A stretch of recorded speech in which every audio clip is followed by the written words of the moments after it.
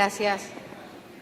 Muchas gracias a Germán Bauché y en nombre de él a toda la organización de este magnífico encuentro, congreso sobre justicia restaurativa.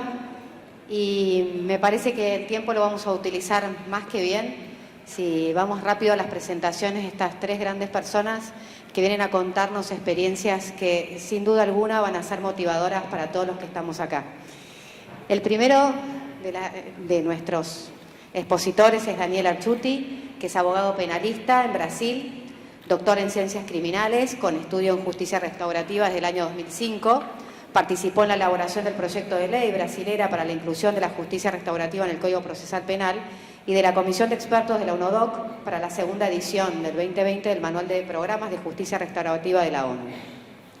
Es uno de los cofundadores del Foro Latinoamericano de Justicia Restaurativa y profesor de la Escuela de Justicia Restaurativa Crítica. Daniel, tenés la palabra. Buenas tardes, muchas gracias. Es un gusto estar aquí con ustedes, compartir ese panel con un poco de lo que hemos visto en Brasil y también en Uruguay, en el primer Congreso Argentino de Justicia y Prácticas Restaurativas. Y me gustaría, antes de empezar, a agradecer la amabilidad con que siempre somos recibidos acá por Germán, María, Eleonora, Gabriel y Silvina, todos nuestros amigos, Ulf también, que está por ahí, y muchas personas que solo conocíamos por vídeo y ahora finalmente en persona. Entonces es un gusto estar aquí y aprender un poco sobre lo que se pasa en Argentina. Para nosotros esto es genial. Bueno, entonces empezamos por ahí. Sobre, bueno, lo que se pasa entonces en justicia restaurativa en Brasil, sus riesgos y desafíos. Entonces, estos slides están en portugués porque no tuve tiempo de poner en portuñol. Pero bueno, lo que se pasa en Brasil es que las primeras experiencias son del año 2005, las oficiales por lo menos, y tenemos una situación en que estos primeros proyectos pilotos empezaron con apoyo del PNUD de la ONU, con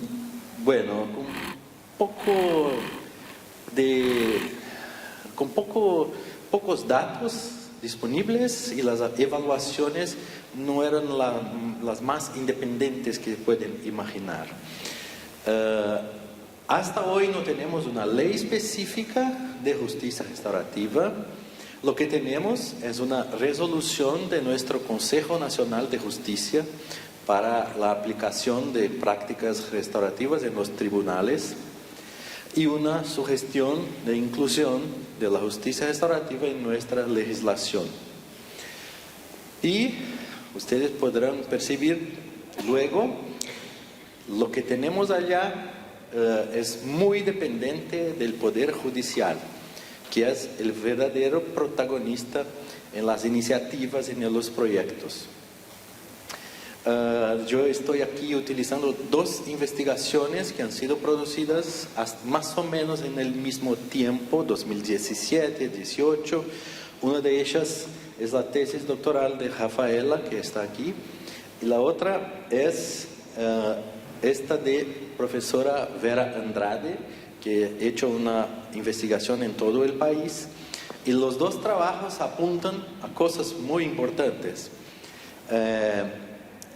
Aquí tenemos como referenciales teóricos y metodológicos Howard Serre, Kay Pranis, Dominic Barter y Marshall Rosenberg. Esto es una visión general de Brasil. Es curioso que, como perciben, ninguno de los autores son del sur global. Lo que tenemos como justificativa para el uso de justicia restaurativa es la idea de la cultura de paz. Los círculos de construcción de paz y los círculos restaurativos son las prácticas predominantes en el país, así como la formación de facilitadores y mediadores está centrada en la práctica, lo que ocasionó un importante déficit teórico de estos practicantes y una confusión conceptual entre lo que es una práctica y lo que es justicia restaurativa. Y a pesar de esta influencia de los autores del norte, lo que se percibe es que en Brasil se intenta hacer una adaptación a nuestra cultura a todo tiempo para traer nuestras características para las prácticas. Hay, según las investigaciones, una selección en el envío de los casos a la justicia restaurativa. Los jueces y los fiscales no envían todos desde criterios objetivos. Hacen una selección que no puedo decirles que es la más objetiva, y aparentemente hay una reproducción de la selectividad del sistema penal. Como regla general, el procedimiento restaurativo no hace impactos en el procedimiento penal, y cuando hay acuerdo, los acuerdos deben pasar por la homologación judicial para que tenga validad. Lo que se concluye en las investigaciones es que los programas de justicia restaurativa aparentan reproducir la lógica de funcionamiento del sistema de justicia criminal, con gran riesgo de cooptación. Como regla general, solamente los casos pequeños de pequeños delitos son enviados a los programas, y se percibe una baja adhesión y participación de las víctimas. Esto tiene conexión directa con la percepción número 3 de que los programas están centrados en los ofensores y no en las víctimas, porque la resolución que mencioné antes del Consejo Nacional de Justicia pone el ofensor en primer lugar y la víctima en una posición secundaria. Vean que las consecuencias prácticas de esto es que tenemos más programas mirando al ofensor, con la vieja cabeza de las teorías de la pena, de la punición, de resocialización, de los discursos que nos dice Raúl Zaffaroni. Y cuando hacemos esto, tenemos un problema, que estamos intentando hacer lo nuevo con la cabeza en el viejo. Y también por cuenta de esto se percibe mucho más la presencia de los ofensores. Lo que se percibe entonces es que la justicia restaurativa en Brasil es pensada, estructurada y aplicada por el Poder Judicial, que es un gran protagonista en el país. Aún hay un protagonismo personalizado, o sea, nosotros sabemos los nombres de jueces, fiscales, investigadores que están a trabajar en este tema. Si un juez, por ejemplo, cambia de ciudad, el programa va con él, y lo que existía se muere. Aún, claro que hay una resistencia muy grande de casi todas las personas para ampliar el uso, tanto en términos cuantitativos, o sea, para tener más programas, cuanto cualitativos, o sea, para que no avance para los crímenes más graves. Y lo que se percibe también en la conducción de la justicia restaurativa desde el Poder Judicial es un importante déficit democrático en los programas. ¿Por qué? Bueno, porque sabemos muy bien los problemas de los impactos de los programas cuando están mirando solo el ofensor. Segundo, porque el Poder Judicial no tiene cualquier relación con la sociedad civil y por cuenta de las poquísimas evaluaciones independientes de estos programas. Incluso para ilustrarles, esta evaluación de profesora Vera Andrade ha sido financiada por el Consejo Nacional de Justicia. Y pocas veces se percibe el Consejo trabajando con los resultados. Pero lo que pasa es que si tenemos la justicia restaurativa en nuestra ley, yo confieso que no sé si va a resolver, porque aún no tenemos ley. Por tanto, muchos de nuestros jueces, fiscales, abogados no tienen mucha voluntad de trabajar con esto. No conocen y también no les gusta. Pero lo que nosotros pensamos es que, bueno, tenemos una cultura muy legalista, cultura jurídica muy legalista en Brasil. Muchas veces tenemos que poner en la ley para que las personas empiecen a pensar en algunas cosas. Pero tenemos dudas, porque no sabemos exactamente lo que se va a pasar con la justicia restaurativa después que venga a ser parte de nuestra ley. Pero lo que sabemos es que tenemos 3 casos de reformas penales, una de 95, otra de 98, otra de 2011, que nos muestran resultados no muy interesantes, como voy a intentar mostrarles rápidamente.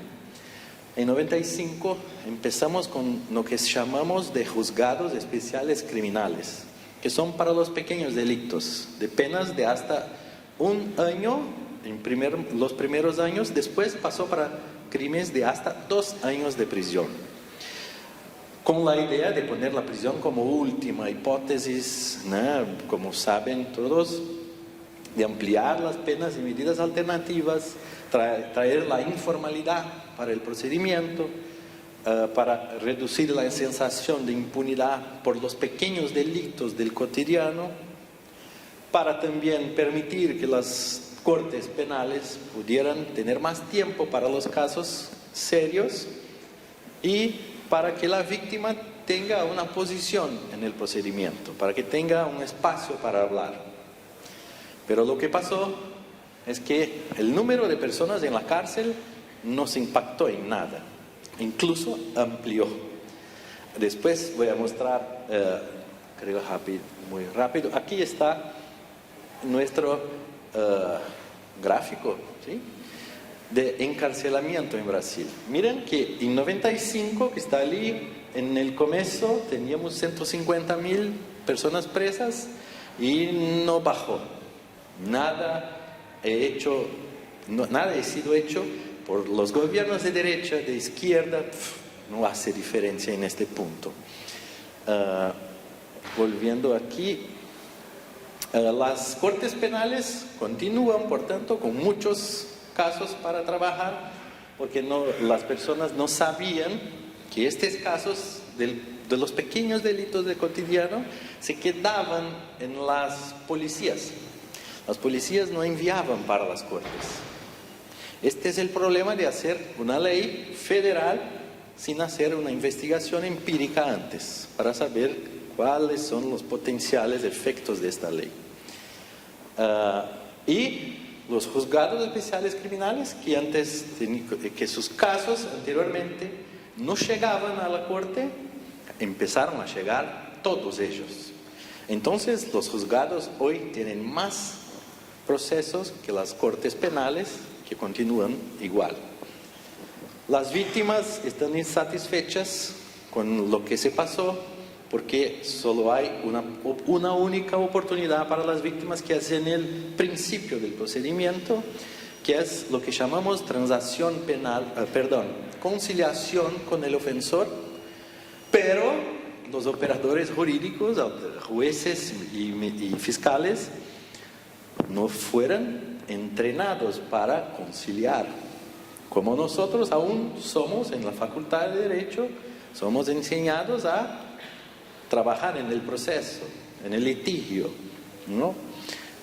En 95, entonces, no sé lo que decir. Bueno, pero la cuestión es que después que la víctima y el ofensor son preguntados en frente al juez o al fiscal, ¿es posible un acuerdo? ¿Qué acuerdo? ¿Qué estás hablando? No quieren. Muy bien, vamos a la transacción penal, que es una oferta que el fiscal ofrece, hace una propuesta para el ofensor para cerrar el caso. Y la víctima, bueno, chao, hasta la próxima. Y claro que para las víctimas de violencia doméstica era muy peor, que sé que volvían a la casa con el ofensor y bueno, ya saben lo que se pasa. La conclusión es la misma, que la tradición y la cultura de la justicia criminal ha cooptado completamente el potencial de los juzgados especiales criminales. La segunda ley de 1998 amplió las oportunidades para las penas y medidas alternativas, que antes eran para delitos de hasta 1 año de prisión, después pasó para 4 años. Y lo que se percibió es que dos factores contribuyeron para esta necesidad.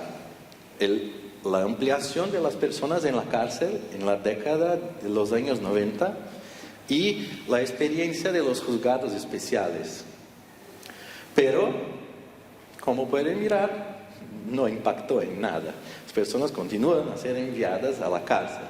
Hasta hoy estamos muy cerca de 1 millón de personas en la cárcel. Y aquí, infelizmente, no tenemos un gráfico, datos más actuales, sino desde 2008 de personas en penas y medidas alternativas. Miren que hasta 2006, el azul, personas con penas y medidas alternativas. En rojo, en la cárcel.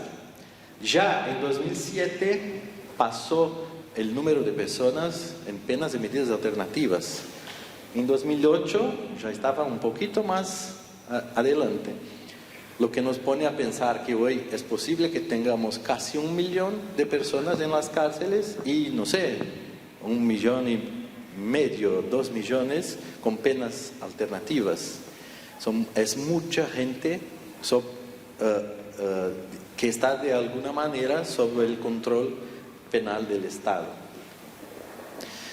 Y la última, de 2011, intentó reducir el número de personas en la cárcel por prisión procesal, prisión preventiva, ¿sí?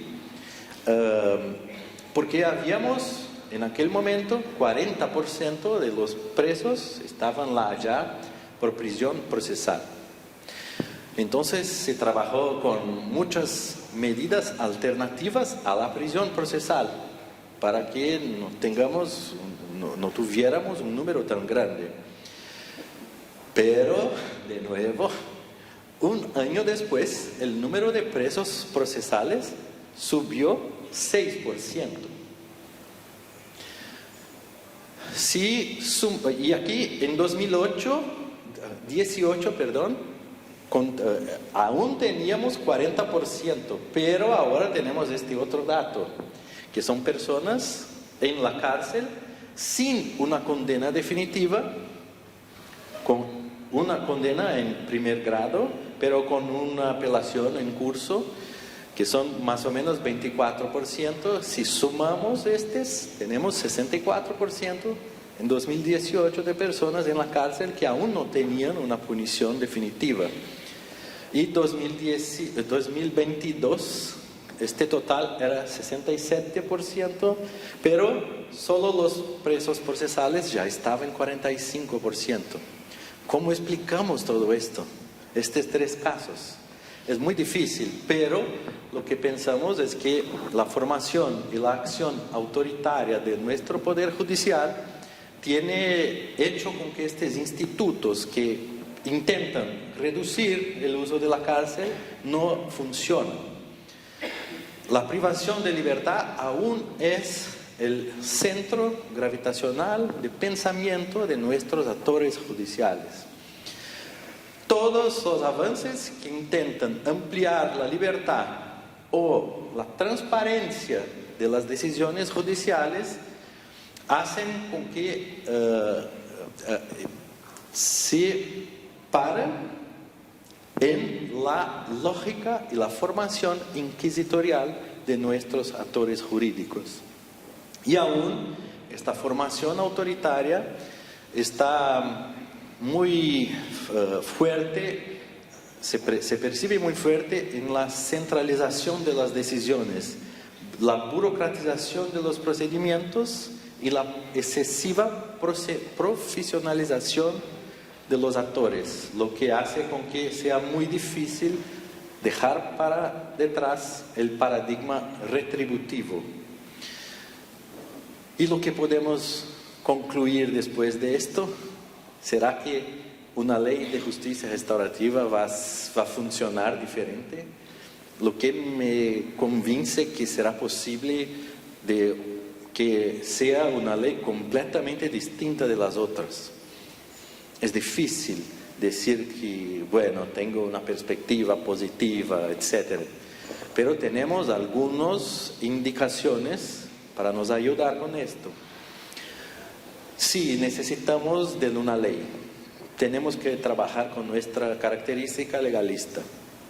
Pero tenemos que trabajar con centros o servicios de justicia restaurativas que sean autónomos, no dependientes del Poder Judicial, con un nuevo lenguaje, que no se utilice del lenguaje del derecho penal, que pueda trabajar con las particularidades de cada caso, sin masificar su abordaje, que las partes sean efectivamente los protagonistas,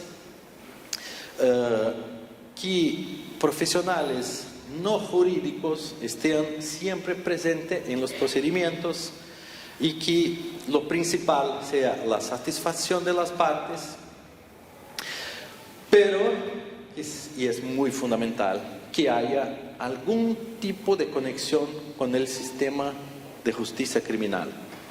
Si no hay conexión, no hay posibilidad de hacer cualquier impacto en el encarcelamiento. Entonces, puedo decirles que lo poco que conozco de las experiencias de Argentina y la felicidad que tuve de conocer ayer el trabajo que hacen Mariana Apalategui y su equipo, es algo muy distinto. Miren, muchas veces cuando estamos involucrados no percibimos. Y a veces es necesario una persona percibir de afuera. Y puedo decirles que es algo muy distinto. Por eso, este es el tipo de proyecto que me parece muy interesante, no solo por traer las características que menciono aquí, pero sobre todo por ser algo posible de realizar, que ya existe y que tienen ya una experiencia interesante que les permite avanzar en proyectos como estos. Por esto yo comenté ayer que les felicito por este magnífico proyecto. Y antes de pasar la palabra, sé que ya pasé el tiempo, pero como estamos muy ingleses hoy en el tiempo, quiero hacer solo una presentación muy rápida. Aquí están las referencias de los trabajos, después puedo enviarles si lo quieren.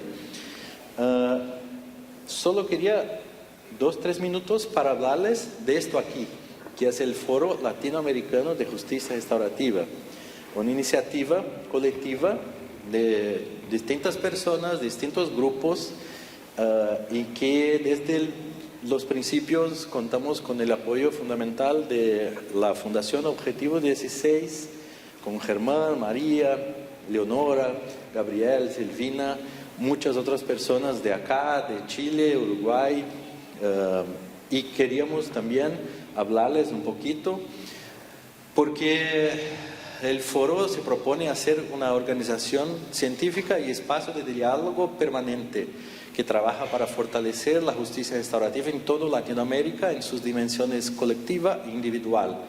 A través de la impulsión y conexión de saberes y personas compartimos buenas prácticas y aprendizajes y colaboramos junto a actores regionales e internacionales para crear sociedades más justas y participativas, aportando a la pacificación social. Tenemos como valores el diálogo, la corresponsabilidad, la justicia social, la multiculturalidad y tenemos también propuestas de actividades de conexión de nuestros países, de difusión de los saberes teóricos y prácticos, de formación y de investigación. Aquí el primer curso que vamos a hacer ahora en julio, muy pronto tendrán las informaciones. Silvina y Gabriel están involucrados también, así como la fundación, y son profesores y profesoras de distintos países, entonces va a ser algo cada vez más latino. Y también gustaríamos de convidarles a se sumar a nosotros. Por este QR Code pueden acceder al formulario de interés para recibir informaciones del foro, que estamos aún trabajando en su institucionalización, en la organización, y no somos Europa, no tenemos plata para esto, pero despacito vamos a avanzar. Entonces, tan pronto tengamos informaciones, vamos a enviar a estas personas que se inscriben informaciones de los cursos, de las actividades de la fundación, de las universidades involucradas. Entonces, es un espacio también para difundir las diferentes actividades en todos nuestros distintos países. Antes de agradecerles, también cumplimento a Silvana, que ahora que le vi, y decirles que es un gusto estar aquí con vosotros y felicito tanto por todo lo que han hecho como por este bellísimo congreso. Muchas gracias. Muchísimas gracias, Daniel. Vamos a presentar ahora a Rafaela Pallamolia, abogada, doctora en Ciencias Sociales de la Universidad Pontificia Católica de Río Grande do Sul, Brasil, con periodo de estudios en la Universidad de Bolonia, máster en Ciencias Criminales por la Pontificia Universidad Católica de Río Grande do Sul y en Criminología y Ejecución Penal por la Universidad Autónoma de Barcelona. Consultora del Programa de Naciones Unidas para el Desarrollo y del Departamento Penitenciario Nacional, dependiente del Ministerio de Justicia de Brasil, para el desarrollo de políticas nacionales de prácticas restaurativas para el sistema carcelario, en el año 2016 al 2019. Profesora de Criminología, Derecho Penal y Procesal Penal, integrante de la Escuela de Justicia de Restaurativa Crítica y madre de una niña divina que está durmiendo. Rafaela, hasta que la niña se despierte, tienes las palabras. Muchas gracias. Bueno, muchas gracias. Es un placer estar acá en Buenos Aires, un poco de vacaciones y un poco de trabajo, ¿no? Bueno, yo que voy a hablar hoy es un poco la dimensión de prácticas restaurativas en prisión. Gracias.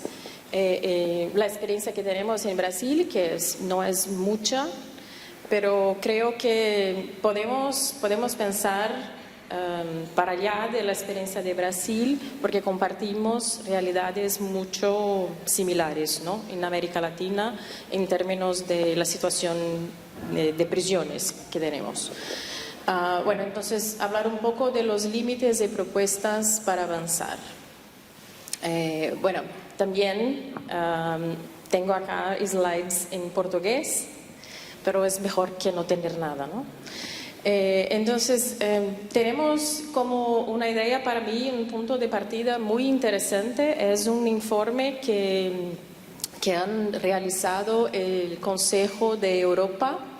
Quien hizo este informe es un experto en justicia restaurativa, a lo mejor lo conocen, es Gary Johnston. Y él investigó, conoció algunos programas en prisiones en muchos sitios en Europa y en Estados Unidos. Y él dije en este informe algo muy, muy interesante, porque si vamos a mirar las experiencias que se hacen en prisión, no es tan fácil decir lo que es y lo que no es justicia restaurativa, porque es muy distinto lo que se hace en prisión. Entonces, él dice que podemos reconocer lo que se hace en prisión como experiencias de sensibilización respecto de las víctimas por los ofensores que están en contexto de encierre. También podemos encontrar experiencias de mediación víctima-ofensor y también conferencias restaurativas, también círculos. En Brasil utilizamos mucho los círculos restaurativos. Y también él habla de aprisionamiento restaurativo, que es una idea un poco más difícil de implementar, porque es como creer que es posible hacer de la prisión un espacio restaurativo. Para mí cuesta un poco creer en esto, pero hay algunas experiencias que intentan hacer algo en este sentido. Y también él habla de abordaje restaurativo para conflictos y ofensas que hayan ocurrido en prisión, sea entre las personas que están a cumplir una pena o las personas que trabajan en prisiones y bueno, todos que están ahí. Lo que tenemos en Brasil, tenemos experiencias muy difusas en algunos estados. Rio Grande do Sul es mi estado, es muy cerca de acá. Tenemos algunas cosas. Tenemos también Paraná, Pernambuco, Paraíba, Ceará, Amapá y otros sitios que no conocemos. ¿Por qué digo esto? Porque no hay nada divulgado por Ministerio de la Justicia o Poder Judicial que se pueda consultar y decir, bueno, hay una iniciativa que trabaja en prisión en Amazonia. No sabemos. Sabemos más muchas veces por las redes sociales, por Instagram o por Facebook, do que por otros medios más oficiales, por así decir. Bueno, y yo hablo de esto porque en 2016 yo estuve trabajando como consultora para el Ministerio de la Justicia para producir un informe, una investigación sobre lo que estaba pasando con las prácticas restaurativas en prisiones en Brasil y también para proponer una política nacional de prácticas restaurativas para el sistema prisional. Bueno, este trabajo fue un poco largo, se cerró en 2019, pero no se concluyó como nos gustaría. Porque, miren, yo empecé en 2016, no sé si están enterados con la situación política de Brasil, pero en 2016 había Dilma Rousseff como presidente, luego se cambió, Dilma fue echada, sí, temprano, y asumió Michel Temer, y luego asumió Jair Bolsonaro. Entonces, mi trabajo pasó por todos estos contextos y por esto se tardó mucho para terminar. Y no terminó por completo, porque no hemos podido implementar lo que nos gustaría, que eran proyectos pilotos en prisiones, para testar, para evaluar lo que nos gustaría proponer para todo el país. Entonces quedamos en la mitad del camino, pero mejor que nada también. Bueno, pero hicimos un trabajo que yo creo que fue importante, fue relevante para avanzar en la temática en Brasil, porque hasta hoy no tenemos muchas publicaciones e investigaciones de esta temática en contextos de encierro, pero pensamos que las prácticas restaurativas, y llamamos así prácticas restaurativas, no justicia restaurativa, que las prácticas restaurativas en prisión pueden acceder a diferentes, digamos, conflictos, ¿sí? Y también puede trabajar para alcanzar algunos fines muy importantes. Para, por ejemplo, reducir la tensión que existe naturalmente en el ambiente prisional, porque así un contexto, una institución total, como decimos en criminología. También sirve mucho para el rescate de las redes afectivas que fueran afectadas por la prisión, porque la persona que está en prisión se aleja de su familia, de sus amigos, de sus redes positivas, ¿sí? Y también para dar atención a las víctimas, ¿no?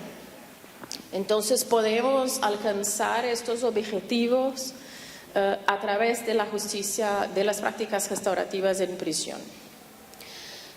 Y en concreto, lo que podemos hacer, en qué tipo de conflictos podemos trabajar. Y esto que yo traigo acá también es porque yo vi muchos programas o iniciativas, no tanto programas, iniciativas que buscaban hacer esto, ¿no? Entonces, conflictos que tengan ocurrido en el interior de la unidad prisional, sea entre personas que están presas o personas que cumplen pena y las que trabajan en prisión. Y también entre personas que trabajan en prisión, porque esto fue un dato muy interesante de la investigación, saber que las personas que trabajan en prisión sufren muchísimo también con la prisión. Sus relaciones de trabajo son afectadas. Entonces, la primera cosa que decían era: nosotros también queremos justicia restaurativa para nuestros conflictos. Entonces, ustedes no pueden llegar acá y proponer una política para ellos, porque nosotros también la necesitamos. Y esto fue algo que desde el principio entendemos que era fundamental, como una necesidad del lugar, del espacio que estábamos proponiendo trabajar con justicia restaurativa. No podíamos simplemente decir que no, que los programas eran para las personas, para los ofensores y no para los trabajadores de la cárcel. Bueno, entonces, acá en general podemos decir que las prácticas restaurativas iban a servir para reducir la tensión del ambiente prisional, también introducir el diálogo en este ambiente que es muy difícil, ¿sí? Nada se hace de manera dialógica, nada. Es todo muy imperativo, muy verticalizado, es muy difícil avanzar con estrategias más horizontales, como es el caso de la justicia restaurativa. Y bueno, también introducir, por lo tanto, la comunicación como una herramienta en la resolución de los conflictos. También podemos utilizar las prácticas restaurativas para situaciones problemáticas que decurren de la situación de prisión, ¿no? Entonces, personas que comparten un mismo espacio pueden tener conflictos entre ellos. No sé si acá se utiliza el término mediación penitenciaria, es muy común en España, para hacer la distinción entre una mediación víctima-ofensor, que pone junto la víctima del crimen y su ofensor, y la mediación penitenciaria, por su vez, pone junto dos personas que están en la cárcel y se pelean por algo. Entonces, esto es la mediación penitenciaria. Bueno, entonces, podemos utilizar estas prácticas para trabajar estos conflictos internos, ¿no? Y también para trabajar esta cuestión de las relaciones con la familia y con las personas que están fuera de la prisión. No sé si acá pasa el mismo, pero en Brasil es muy común, muy común que las mujeres que están en prisión están muy solas. Es distinto de los hombres, porque los hombres tienen sus madres, sus mujeres que van a visitarlos, ¿no? Y las mujeres no es igual, no pasa el mismo. Entonces es muy común que las mujeres estén solas, sin los hijos para visitarlas, porque los hombres no están más con ellas, ¿sí? Y a veces incluso las madres de los padres no van a ver las hijas, porque claro, nosotras mujeres tenemos que cumplir muchas penas en la vida, ¿no? Entonces hay que siempre poner un poquito más de sufrimiento cuando una mujer viola la ley. Y es esto que pasa claramente. Entonces, cuando se trata de una mujer en la cárcel, también es muy importante tener programas de justicia restaurativa para buscar resgatar estas relaciones que se rompieron con la prisión. Bueno, y también por fin, claro que tenemos que trabajar con prácticas restaurativas en prisión que pongan en contacto personas que tengan cometido un crimen con sus víctimas. Y esto no se hace solamente con encuentros cara a cara, se puede hacer lo que se llama de mediación indirecta. No sé si utilizan también esta expresión acá. En inglés se dice shuttle diplomacy. Es muy interesante porque el mediador hace un trabajo de un diplomata. El mediador habla con el ofensor que está en prisión y luego sale y habla con la víctima que está fuera, porque ella no quiere entrar, puede no querer. Puede ser que no quiera entrar en prisión, o a veces la prisión no tiene la estructura necesaria, no tiene la seguridad necesaria para recibir una persona. Entonces se puede hacer una mediación sin que las personas estén juntas en prisión. Es una salida. Y bueno, podemos trabajar con los casos que Daniel comentaba, de las personas que están en prisión pero no tienen condena definitiva. Son personas que están ahí, que no tienen una sentencia y pueden, beneficiadas, es malo decir, pero pueden recibir este beneficio de hablar con sus víctimas, y esto puede tener un impacto importante en la sentencia. Bueno, entonces, esto es cosa muy de Brasil, acuerdo de no persecución penal. No hace falta que hable de esto. Bueno, entonces podemos trabajar en prisión de muchas formas distintas: mediación víctima-ofensor, mediación penitenciaria, círculos restaurativos. Para hacer la sensibilización de las personas que están encarceladas, podemos utilizar lo que llamamos en Brasil de círculos de diálogo o círculos de construcción de paz. No sé si utilizan acá también. Entonces, es muy común en nuestra experiencia que se pongan algunas personas juntas para hablar del proceso tanto de proceso de cómo llegaron ahí en prisión, o también de lo que piensan en hacer después que dejen la prisión. Se llama también de círculos preparatorios a la libertad. Bueno, y esto también podemos hacer de muchas formas. Podemos hacer con las personas que trabajan en prisión como facilitadores, que no es tan sencillo, pero se puede hacer. Podemos utilizar servicios de justicia restaurativa que están fuera de prisión, o podemos utilizar organizaciones no gubernamentales o incluso organizaciones religiosas que trabajan con esto para intentar hacer estos círculos, ¿no? Bueno, entonces, lo que necesitamos para que funcione la justicia restaurativa en prisión.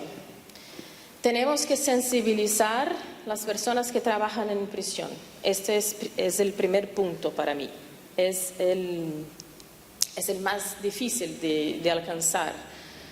Porque por lo menos en Brasil la perspectiva que tienen estas personas es de que su trabajo es punir siempre, es vigilar.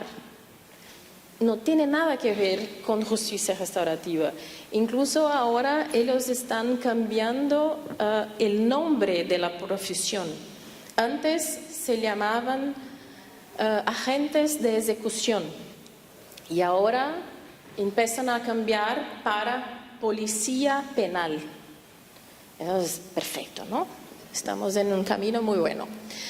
Nada restaurativo, por así decir. Bueno, entonces este es algo que tenemos que hacer. ¿Cómo hacemos para cambiar la forma como piensan estas personas que se ven como personas que hacen la vigilancia solamente, ¿sí? Que tienen el rato de mantener la seguridad de las prisiones y nada más?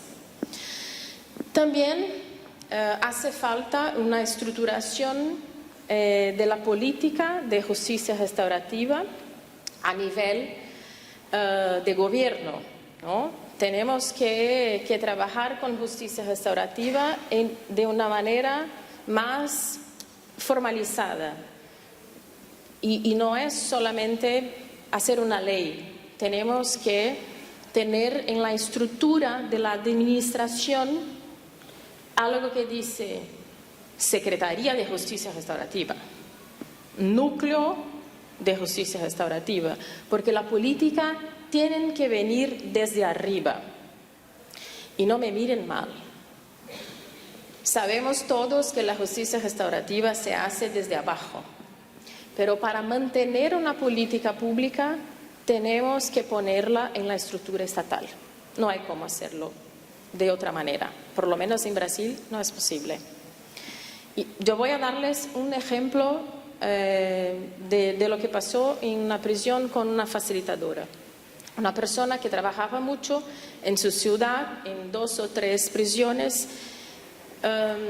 Ella quería hacer un círculo restaurativo con 8 presos, 8. Pero esta prisión tenía un nivel de seguridad muy alto.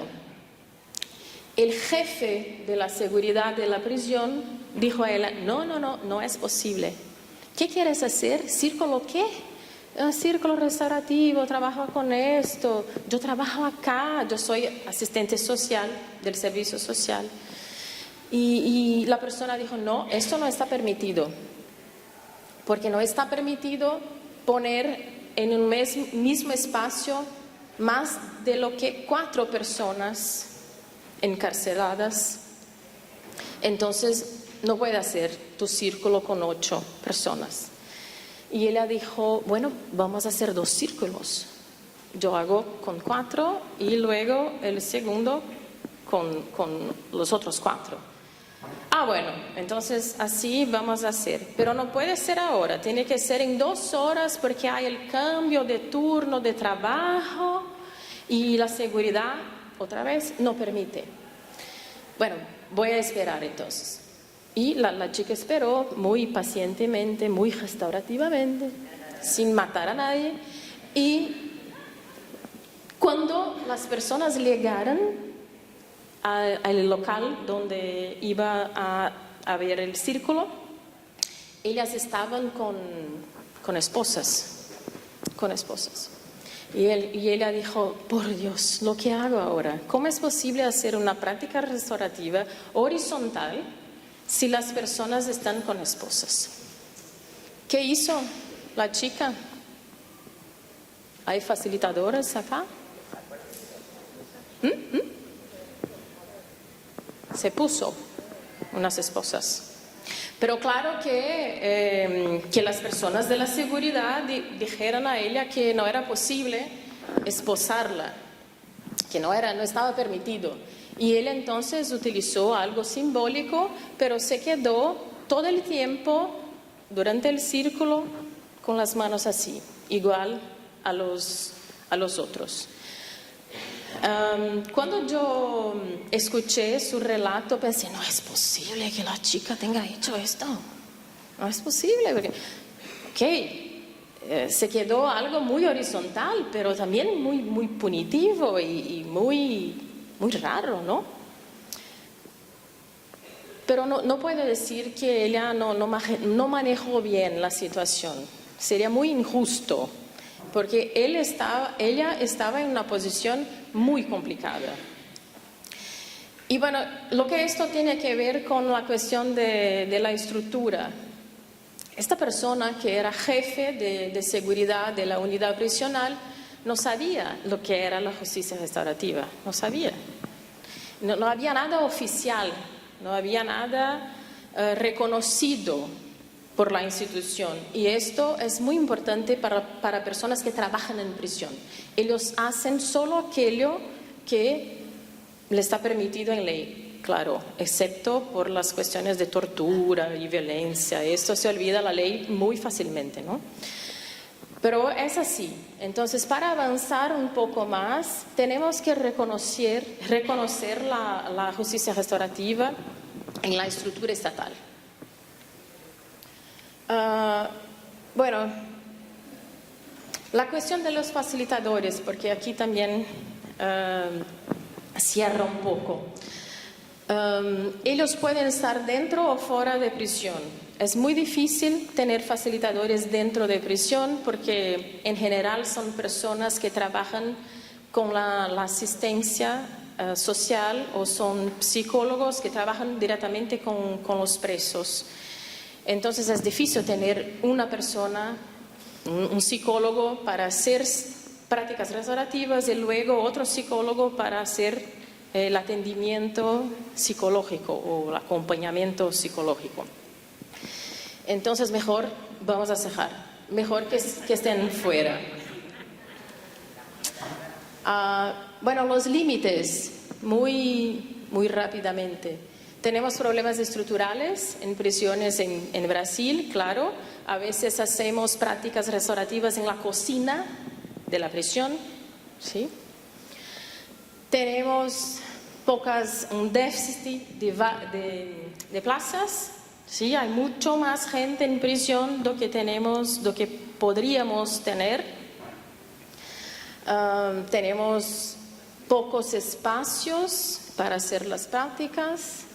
Tenemos también muy escasas políticas de asistencia y servicios a los presos, y esto también es un problema grande. Tenemos las reglas de seguridad que nos impiden hacer prácticas con más gente.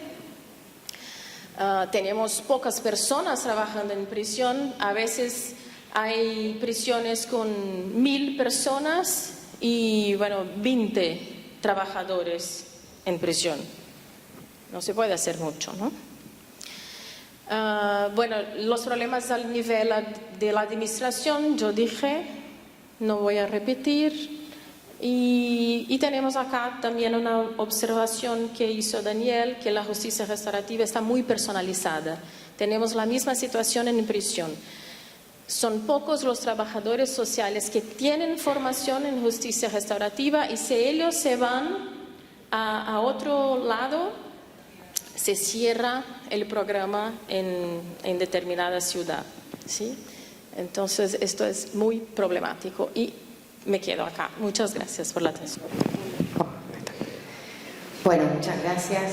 Y seguimos ahora con Wilson Brun, que es presidente de la Confraternidad Carcelaria de Uruguay, coordinador de los hogares y centros de adicción y capacitador de justicia restaurativa que lleva adelante en 30 cárceles de Uruguay. A lo mejor extendiéndonos 5 minutos más de todo lo que nos estamos extendiendo, y no sé si Wilson va a hacer referencia a eso, pero la verdad que sería muy interesante que todos conociéramos la historia de Wilson antes de conocer de qué trabaja. Bueno, Primero es un gusto estar acá, quiero darle gracias a la amiga ya, abogada. Desde hace un tiempo me hice amigo de los abogados yo. ¿Hay muchos abogados acá? Hay un montón, ¿no? Entonces no voy a hablar mal de los abogados. Mi esposa es abogada también. No voy a hablar mal de los abogados. Pero bueno, un buen día, hace 26 años atrás, estábamos recluidos y un grupo de muchachos dijimos, tenemos que salir de esto, no queremos delinquir más. Y formamos una ONG que se llama Vida Nueva Uruguay. Empezamos a tratar de ver cómo rehabilitar, cómo empezar a ayudar a los pibes que querían salir de esa situación. No solamente de estar presos, sino de las drogas también, ¿no? Porque saben que va paralelo, y hoy por hoy, por lo menos en Uruguay, de los 1.500, de los 15.000 presos que hay, el 99,9% cae por problemas de adicciones. No roban, ya en Uruguay no roban por hambre. O sea que si vos vas con algo para comer, no te van a robar. Te van a robar si quieren consumir, ¿verdad? Bueno, ahí formamos esta institución, empezamos a trabajar, hicimos el primer seminario que queríamos mostrarles a los jueces, los fiscales, cómo se rehabilitaba un preso. Entonces hicimos en el Paraninfo de la Facultad de Derecho, ¿no?, en Uruguay, un seminario que llamaba Dentro y Fuera de los Muros de la Cárcel. Los primeros panelistas fueron ministros, jueces, fiscales y hablaron de todas las leyes que ustedes saben que reinsertan a los presos a la sociedad. En mi país, con todas esas leyes, tenemos un 78% de reincidencia. O sea que si ustedes van para allá, me gustaría que le hablen a mis abogados, ¿verdad?, de que no está funcionando bien algo, ¿verdad? Aquí, que en ese seminario, en el segundo día de panel, hablaba uno que había caído por homicidio, el otro que estaba por droga, el otro que estaba por violencia doméstica, yo que había caído por rapiña, y qué era que había pasado, que habíamos hecho un clic y queríamos cambiar. Cuando estábamos terminando, y esto ni siquiera estaba preparado, ni conocíamos lo que era la justicia restaurativa, los muchachos me pasaron un papelito que decía, quiero pedirle perdón a la sociedad por los delitos cometidos. Hasta el día de hoy, hace 26 años que pasó esto, se me hace un nudo en la garganta porque se pararon jueces, ministros, fiscales. A mí me tocó darle palo a los jueces y a los fiscales, porque yo ya me había ido en libertad y los otros panelistas no. Entonces, yo le hablaba a los jueces diciéndoles que nosotros no éramos un expediente, ¿verdad? Que vos presentás una libertad y te dicen, bueno, ¿cuánto llevaste preso? 4 años, ¿no? Tiene poco tiempo sufrido. Desgraciado, nunca estuvo en cana para saber lo que está para sufrir. O en 72 horas lo tengo para resolver, pero resulta que a las 24 te matan, ¿verdad? No somos un expediente, somos seres humanos y es con lo que trabajamos. Sí, se han equivocado, nos hemos equivocado, nosotros no estamos a favor de ninguna manera de lo que es la delincuencia, sino que sí estamos a favor de lo que es la restauración de las personas. Aquí que cuando terminamos, una señora vino, la decana de la Facultad de Derecho, a hablar con nosotros y nos planteó de poder hacer algún convenio de algunas cosas que ya estábamos haciendo. Y una señora me empezó a tironear del saco y me dice, doctor, ¿puedo hablar con usted? Y yo, no soy doctor. Y la decana me dice, no, ¿la conoce? No. Es la catedrática grado 5 de la Facultad de Derecho, Beatriz Escapucio, es abogada y es fiscal. Ah, no la conozco, señora, mucho gusto. Bueno, dice, yo fui la fiscal que te procesó. Y me encantó lo que dijiste. Vamos a hacer algo juntos. Entonces me dio su teléfono, yo le di el mío, al otro día me llamó, me dijo que pasara por la fiscalía y tuve que pasar porque ella me largó en el 98, pero mi pena vencía en el 2001. Había que ir sí o sí. Sí, como no, en un rato estoy por ahí. Y formamos un programa de justicia restaurativa, o sea, en vez de mandarlo a la cárcel cuando habían delitos menores de hurto, una cosa así, lo mandaban con nosotros. Ellos estaban de 3 a 6 meses ahí y tuvimos un 3% de reincidencia con esos muchachos. En el año 2009 nos afiliamos a Confraternidad Carcelaria Internacional, que es esta organización en la que estamos abocados y trabajando. Trabajamos en 120 países y trabajamos en las 30 cárceles de Uruguay. Tenemos diferentes programas. Tenemos algunos programas de valores, que los cambiamos a través de unos cursos que damos, y también trabajamos en lo que es la justicia restaurativa. Acá están viendo, bueno, ahí vivo yo con 30 muchachos, Eso es lo que hacen ellos ahí cuando salen. Trabajan en el invernáculo que tienen, fabrican productos de limpieza, hay una carpintería también.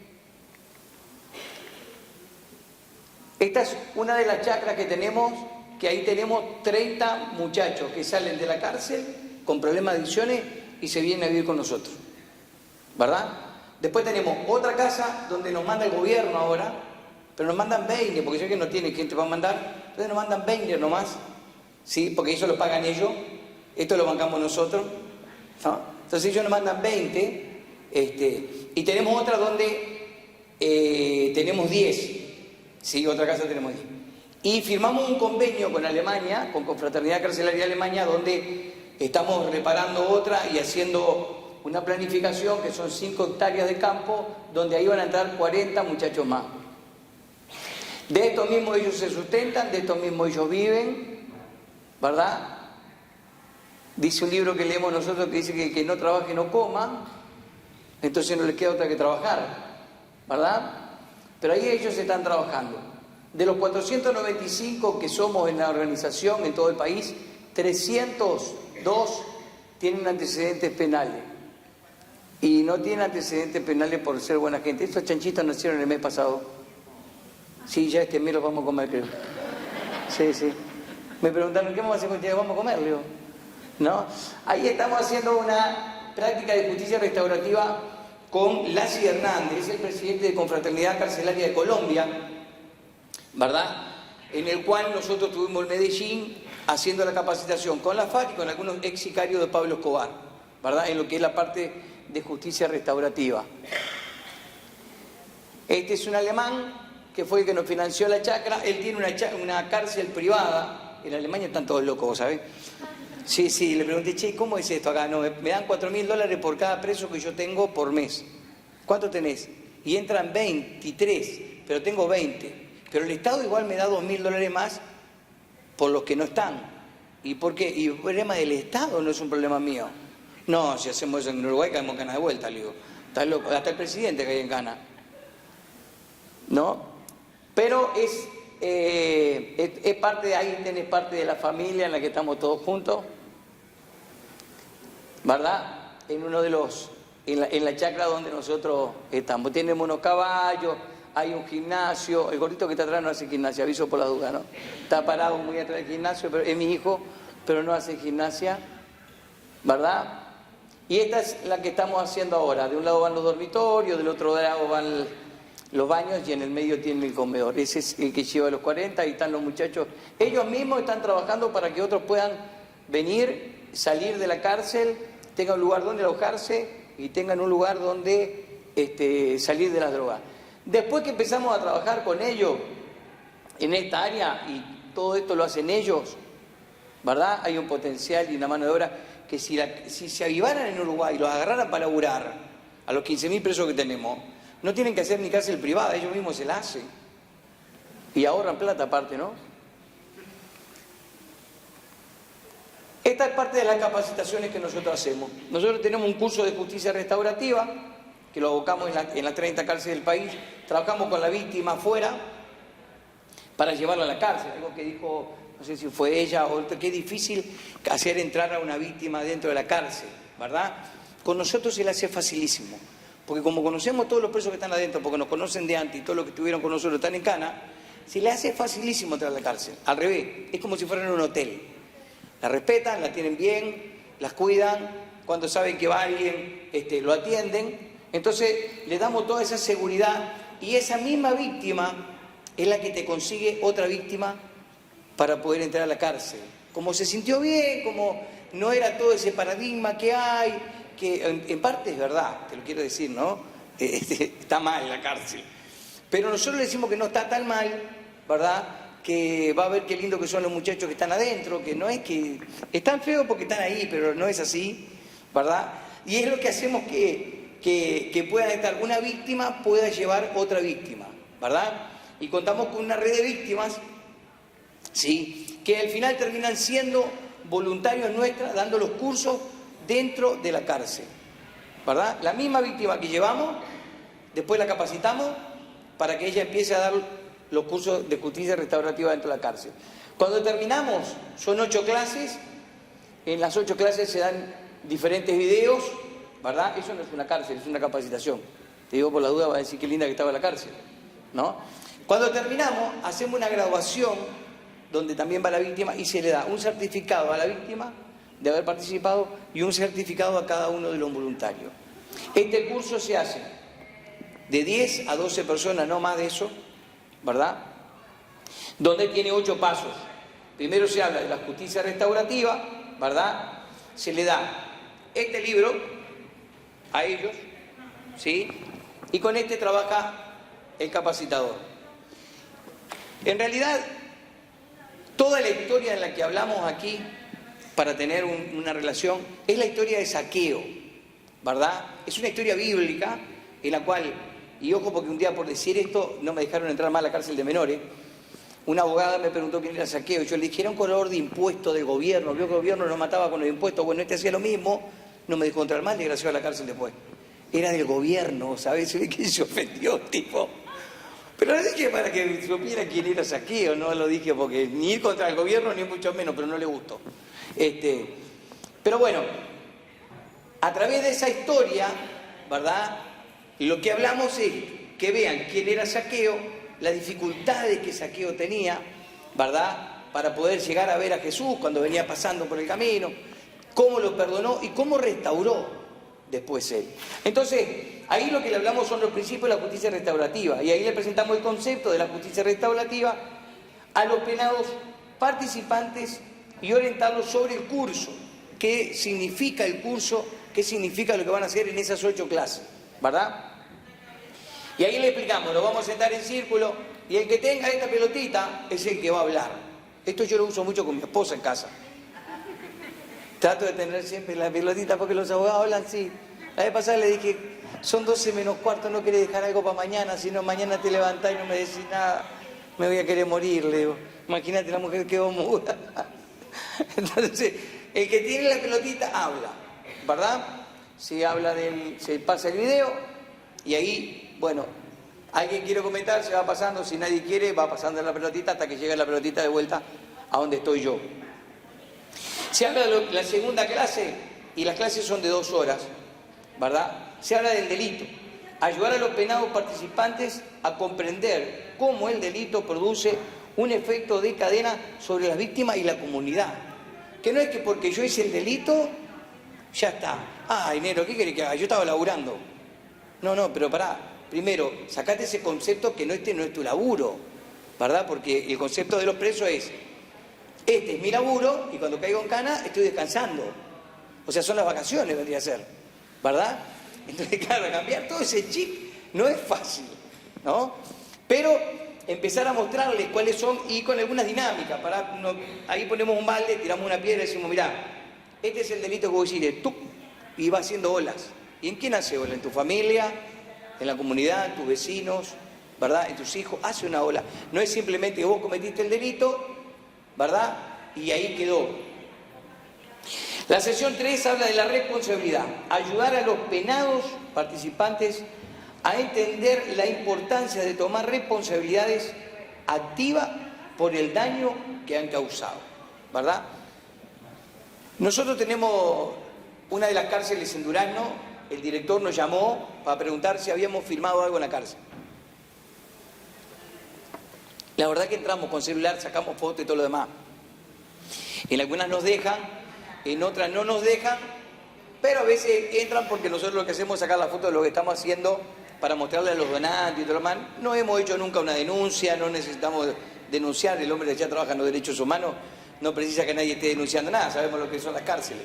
Es más, un veterano me dijo, si usted quiere conocer la sociedad de un país, usted visite su cárcel. Tal cual es la cárcel, es tu sociedad. Es lo que está pasando, es el reflejo nuestro, ¿verdad? En cada país donde vos vas. Entonces, me llama el director y me dice, mirá, necesito que vengas a filmarlo. ¿Cómo que vengas a filmar? Sí. Sucedió que tenía que trasladar un preso y no tenía chofer y lo tuve que trasladar yo con otro funcionario. Y en el camino, el preso le iba hablando de que había hecho un curso del libro verde, ellos le dicen el libro verde, y que le iba a pasar esto y que le estaba pasando lo otro y que acá y que allá, y que en cuanto salía, porque se iba a la Semana de Libertad, iba a hablar con el dueño del supermercado para pintarle el supermercado, si llevaba la pintura, y le pedía al director que lo acompañara, porque el tipo no le iba a creer, imagínate, te chorean, y el tipo que te chorea te dice, mira, quiero pintar el local, que hacen un ruido, ¿no? Claro, como dicen allá, tenés que agarrar antena, quedás loco, ¿cómo? Que me venís a robar y ahora me venís a decir que me querés pintar local, imagínate, quedás con una escopeta, así dale, pintá, ¿no? Pero le pidió que lo acompañara para que restaurara eso, o sea, lo que estaba sucediendo es lo que nosotros anhelamos, lo que nosotros queremos, que realmente ellos entiendan el daño, ¿verdad?, que cometieron, y cuanto más se den cuenta el daño que cometieron, menos posibilidades tenemos de que vuelvan a delinquir, ¿verdad? La cuarta sección es donde va la víctima. La víctima lo que hace es ir a contar su historia, ¿verdad? Va y cuenta y se desahoga.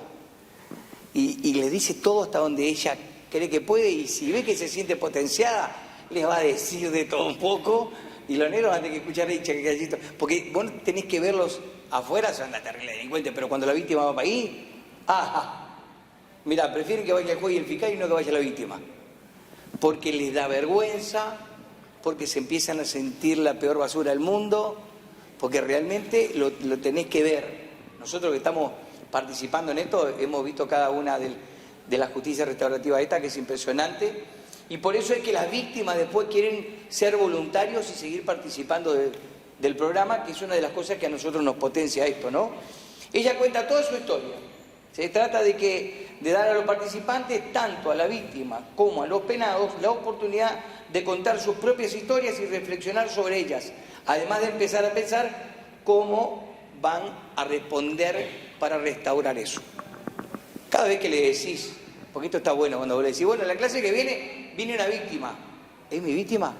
Todos te preguntan, ¿es mi víctima? Yo qué sé, Nero, si robaste a tanta gente, capaz que sí. Viste, como esto es una lotería, capaz que embocaste. No sabemos si tú... Nosotros ya sabemos que no es la víctima, ¿no? Pero lo dejamos una semana en ruido. El tipo queda toda la semana pensando entre la celda, imagínate, yo me quedé repegado, hoy la mujer no sé si bajo mejor. Decirle a Milico que no me abra, que hoy no me siento mal, no quiero bajar, ¿no? Sí, lo dejás como loco, pensando que va a venir la víctima de él, ¿verdad? Y eso es lo bueno que tiene este programa. Tiene la posibilidad de preguntarle a la víctima y la víctima le responde si quiere. Si no quiere, no le responde. Nosotros le decimos, mira, si vos no querés responderle, si vos no querés hablarle, no tenés por qué hablarle. Vos solamente tenés que contar lo que sentiste, lo que te pasó, el trauma que te sucedió. Yo conozco gente que lo han robado con las motos que pasan vos y escuchan una moto y quedan, viste, con ese trauma que quedan ahí. La quinta clase se trata del perdón. Ayudar a los penados a participar y a considerar lo que significa perdonar y ser perdonado, así como los beneficios asociados. La sexta es la reparación. Ahí lo que empezamos a trabajar es para ayudar a los penados y participantes a considerar los pasos prácticos que pueden tomar para reparar el daño que han causado. Hay daños que vos decís, es imposible. Uno dice, una violación no la podés, ¿con qué la arreglás? Sin embargo, nosotros tenemos nuestra directora regional, ¿verdad?, que la violaba al padre, a la muchacha, ¿no? Entonces ella fue un día, dijo, yo quiero ir como víctima a contarle a los que están por abuso, a este grupo que está por abuso, lo que me pasaba a mí. Y lo que sucedió fue que todos le pidieron perdón llorando de una forma impresionante, ¿verdad? A veces tenemos el concepto de que unos pueden cambiar y otros no pueden cambiar, y que la justicia restaurativa es para unos sí y otros no. Es más, si mañana te chorean a vos, no sé si vos vas a hacer justicia restaurativa, o si te van a dar ganas de matarlo primero. Después que se te pase, capaz que decís, no, tengo que aprender a hacer la justicia restaurativa, pero en el momento no querías hacer justicia. Vos querías hacer justicia de mano propia, no querías hacer justicia restaurativa. Y depende del delito, depende si podemos hacer la justicia o no. Porque mató una persona. Sí, claro, la mató. Pero ¿y qué vamos a hacer? ¿Lo encerramos de por vida? En Uruguay no hay cadena perpetua, ¿verdad? En algún momento va a salir. ¿Qué vamos a hacer cuando salga? ¿Lo vamos a dejar así? El tipo se perdió y nada más. Sabemos que no podemos restaurar algo, pero bueno. La séptima es construir la paz, es capacitar a los penados, participantes, para que puedan ayudar a otras personas y resolver en forma práctica cualquier conflicto que estén viviendo. Y la octava es la graduación que te contaba. En la graduación, ¿verdad?, lo que hacemos es festejar. Este manual tiene clase por clase, incluso minuto por minuto, ¿verdad?, de cada clase, cuánto te lleva cada clase darla, cuánto te lleva cada sección darla, junto con los videos que son testimonios de las personas que le ha pasado en diferentes países, ¿verdad?, que están espectaculares. Y bueno, creo que más nada, eso es lo que hacemos. Los invitamos un día aquí en Uruguay, crucen el charco, ¿verdad?, y los invitamos que vayan a verlo allá mismo y puedan compartir con nosotros si tienen alguna experiencia dentro de la cárcel y en los hogares que estamos llevando. Muchas gracias.